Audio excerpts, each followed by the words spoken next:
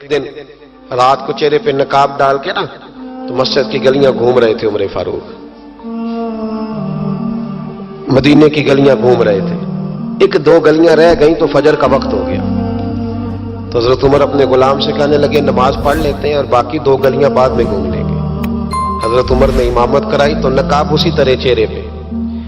एक गली से गुजर रहे थे तो एक बूढ़ी अम्मा बैठी है खेमे में, बूढ़ी कुछ चेहरे से परेशान लगती है।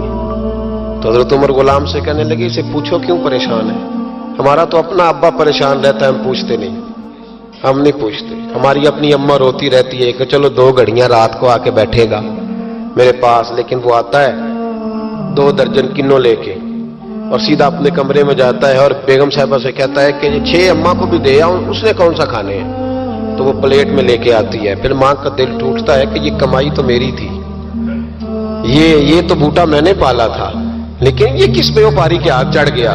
हम तो अपने माँ बाप को टाइम नहीं देते, लेकिन जब लोग अल्लाह से डरते थे रवैया क्या था।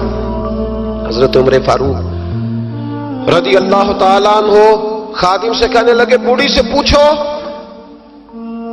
तो पूछा अम्मा अस्सलाम वालेकुम। वालेकुम अस्सलाम। अम्मा क्या बात है? तो अम्मा कहने लगी जाओ दौड़ो, तुम्हें क्यों बताऊं, देहात की सीधी सादी बीबी, जाओ भाग जाओ। कहा नहीं अम्मा मेहरबानी करो, अंदर तो आने दो। बड़ी मिन्नत के बाद अम्मा मानी। उमर फारूक आम आदमी नहीं जिससे दुनिया कामती है। हजरत उमर अंदर गए, अम्मा क्यों परेशान हो? तो अम्मा कहने लगी तुम्हें क्यों बताऊं, मेरा अपना दुख है। चल अम्मा बता दे, तेरी मेहरबानी। तो अम्मा कहने लगी मैं एक बेवा हूं, बे औलाद हूं, कोई मेरा सहारा नहीं, मुझे उमर फारूक से बड़ी शिकायत है। मेरे ऊपर 25 दिनार का कर्जा चढ़ गया है और 3 दिन हो गए मैंने रोटी नहीं खाई, और उमर ने मेरी खबर नहीं ली। हजरत उमर को पता चल गया लावारस है, इसका कोई 2, 4, 10 हजार वोट कोई नहीं। एक को मेके से 6 मुरब्बे नहीं लेके आई, एक अकेली तने तनहा।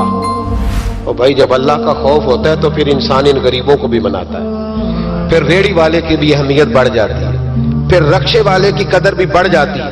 हजरत उमर फारूक रज़ी अल्लाह ताला अन्हु कहने लगे अम्मा उमर से शिकवा है? कहा जनाब उमर कहते हैं मैंने एक जुमला कहा तो अम्मा ने तो मुझे लाजवाब कर दिया। मैंने कहा अम्मा उमर को क्या पता कि तू भूखी है और मकरूज है, उसे क्या खबर? तो अम्मा कहने लगी क्या कहा तुमने, उमर को खबर नहीं, उसे पता नहीं? तो उमर से कहो ना छोड़ दे हुकूमत, उसके हवाले करे जो खबर रख सकता है। क्यों बैठा है फिर? हमारे हुक्मरान कहते हैं अभी मैं सदमे में हूं, निकलूंगा तो बात करूंगा, ना इधर उधर की तू बात कर, ये बता कि काफिला क्यों लुटा, मुझे राहजनों से गरज नहीं, तेरी राहबरी का सवाल है, हाँ तुझे जवाब देना पड़ेगा। हजरत सैयदना उमर फारूक रज़ी अल्लाह ताला अन्हु से अम्मा कहने लगी नहीं खबर रख सकता तो हुकूमत क्यों करता है, छोड़ता क्यों नहीं? तो हजरत उमर कहते मैं कांपने लगा, दौड़े गए जनाब उमर। मैंने कहा इस अम्मा का 6000 वोट नहीं कि इसकी कदर की जाए, ये अम्मा कोई बहुत ऑक्सफोर्ड यूनिवर्सिटी की डिग्री होल्डर नहीं कि इसकी बात मानी जाए, कि लावारस और बेवा बीबी। उमर दौड़े गए, घर से अनाज का थैला कंधे पे रखा, 25 दिनार भी लिए, पक्का पकाया खाना भी लिया। खादिम कहने लगा हुजूर मुझे दे दे, मैं उठा लेता हूं। तो हजरत उमर फरमाने लगे चल वादा कर कयामत के दिन भी मेरा बोझ उठाएगा। कहने लगा जी नहीं वहां नहीं उठा सकता। फरमाया फिर आज भी ना उठा, मुझे ही उठाने दे, ये मेरा बोझ है तो मुझे ही। अम्मा के सामने 25 दिनार भी रखे। फिर अम्मा को हजरत फारूक आजम ने 2 महीने का राशन भी दिया, फिर पका पकाया खाना भी दिया। मामूली आदमी की बात नहीं कर रहा, 24 लाख मुरब्बा मील का हुक्मरान। हजरत उमर मदीने में बैठ के कभी ललकार दे तो कैसर और किसरा की टांगे कांपे। जनाब उमर फारूक रज़ी अल्लाह खाना खिला के अम्मा चारपाई पे थी तो उमर नीचे बैठ गए, कहने लगे अम्मा चल उमर को माफ कर दे, चल चल जाने दे, कोई अर्ज नहीं, बेचारे को पता नहीं चला। तो अम्मा कहने लगी तूने फिर उमर का जिक्र छेड़ दिया। बेटे मेरे घाव बड़े गहरे हैं, मेरे जख्म बड़े सख्त हैं, कलेजा फटे तो तुझे दिखाऊं कितनी तकलीफ में हूं। मैं तो पका हुआ फाल हूं, किसी वक्त भी दुनिया से चली जाऊंगी, मैंने उमर को माफ नहीं करना।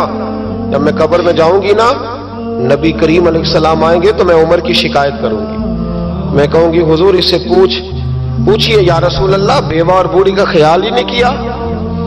تو آپ کے غلام کہتے ہیں میں نے عمر کو کبھی اتنا روتے نہیں دیکھا جتنا آج روئے. کہنے لگے اماں عمر کو میں جانتا ہوں وہ کمزور ہے، یہ شکایت نہ لگانا، وہ کمزور ہے، مقابلہ نہیں کر سکے گا، یہ شکایت نہ لگانا، چل معاف کر دے. تو اماں کہنے لگی اچھا تو مجھے کچھ اچھا لگتا ہے، جا تیری خاطر عمر کو معاف کیا، تو پیارا لگا ہے، جا معاف کیا، تیری خاطر معاف کیا، تیری خاطر عمر کو معاف کیا. حضرت عمر فاروق کہنے لگے مجھے لکھ کے دو. کون اتنے جتن کرتا ہے؟ کون؟ کسی سے کہنا جا اپنی اماں کو منا لے، تو کہتے ہیں نہیں نہیں میری غلطی کوئی نہیں، تو مناؤ کس بات پہ؟ ہمیں تو بیسیوں دلیلیں آتی ہیں. جا ابا کے پیر پکڑ لے. پتہ ہے نبی پاک علیہ السلام نے فرمایا جس کا باپ راضی ہوگا اسی کا اللہ راضی ہوگا، اور جس کا باپ ناراض ہوگا وہ سارا دن وظیفے پڑھے، اس کا اللہ راضی. یہ ابو داؤد شریف کی حدیث ہے. نا جی بڑی مہربانی، پیسے نہ لائیے گا. اب بات سنیں، وہ بھی میں سمیٹنے کی طرف آ رہا ہوں، ختم کر رہا ہوں، آپ میری بات پہ توجہ رکھیں. عزیز بھائی، نبی کریم صلی اللہ تعالی علیہ وسلم نے جو اپنے غلاموں کی تربیت کی تو حضرت عمر فاروق کہنے لگے لکھ کے دو، لکھ دو. تو اماں کہنے لگی آپ لکھیں میں سائن کر دیتی ہوں، آپ لکھ دیں میں سائن کرتی ہوں. حضرت عمر نے لکھا فلاں بنت فلاں کو عمر سے شکایت تھی، پھر انہوں نے عمر کو معاف کر دیا. اماں سائن کرنے ہی لگی تھی، سائن کرنے ہی لگی تھی کہ مولا علی شیر خدا آ گئے، حضرت عبداللہ ابن مسعود آ گئے. اوہو عمر یہاں بیٹھے ہوئے ہو، میں سارے مدینے میں تلاش کر رہا تھا، یہاں بیٹھے ہو، وہ کچھ لوگ ملنے آئے، نکلو. اماں نے سنا کہ یہ عمر تھے تو اماں اٹھ کے کھڑی ہو گئی. آئے ہائے عمر تھے، آپ عمر تھے؟ تو جناب عمر کہنے لگے اماں تو نے جو کہا ٹھیک کہا، لیکن اپنے وعدے پہ قائم رہا، یہ ذرا سائن کر دے. اماں نے سائن کیے تو حضرت عمر فاروق فرمانے لگے علی آ گئے ہو تو بطور گواہ تم بھی دستخط کر دو، عبداللہ ابن مسعود تم بھی بطور گواہ جب سائن ہوئے تو جناب عمر نے رکا لپیٹا اور مولا علی شیر خدا سے فرمانے لگے علی یہ رکھ لو، مجھے لگتا ہے میں تم سے پہلے دنیا سے جاؤں گا، اور جب میں پردہ کر جاؤں نا تو یہ رکا میرے کفن میں رکھ دینا. اگر حضور علیہ السلام نے پوچھا نا میری امت کے ساتھ کیا سلوک کر کے آئے ہو تو رکا نکال کے کہوں گا یا رسول اللہ ایک بوڑھی ناراض تھی میں اسے بھی راضی کر کے آیا حضور یہ میں راضی. بھائی جب تک ہم اللہ سے نہیں ڈرتے معاشرہ اصلاح پذیر نہیں ہو سکتا. جب تک یہ وظیفہ پک نہیں جاتا کہ اللہ میرے ساتھ ہے اور اللہ مجھے دیکھ رہا ہے تب تک حالات بہتر نہیں ہو سکتے. جب انسان یہ وظیفہ پکا لیتا ہے تو پھر چونٹی پہ بھی ظلم نہیں کرتا.